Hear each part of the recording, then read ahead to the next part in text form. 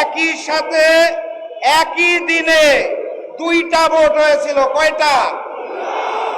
একটা সংসদ গঠনের জন্য, আরেকটা সংস্কার পরিষদ গঠনের জন্য।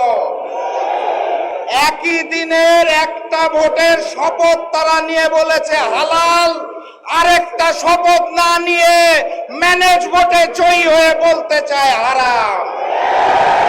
একই দিনে এক ভোট যদি হালাল হয় তাহলে আরেকটা হারাম হতে পারে না।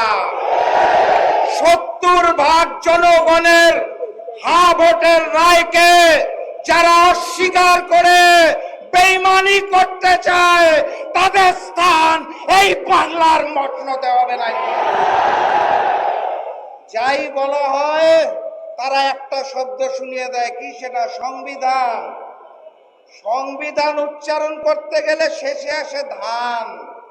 তারা ভেবেছে এটা বোধহয় ধানের শীষ, এই কারণে বারবার বলে সংবিধান। এটা ওই যে নির্বাচনের আগে নিকৃষ্ট স্লোগান দিত, কি জানি, লাগারে লাগা ধান লাগা, ওই ধান নয়। এটা ৭২-এর মুজিববাদী সংবিধান, যা পরবর্তীতে শেখ হাসিনার সংবিধানে রূপান্তর হয়েছে। সেই সংবিধানকে তারেকবাদের সংবিধান আমরা হতে দেব না। অতএব কথাবার্তা পরিষ্কার, গণভোটের রায়কে সম্মান জানিয়ে বাস্তবায়ন করুন, নাহলে যেই আন্দোলন করে তোলা হবে মসনদ থাকবে না ইনশাআল্লাহ। বিজয়ের পথে যাত্রা শুরু, জীবন অথবা মৃত্যু। আসসালামু আলাইকুম।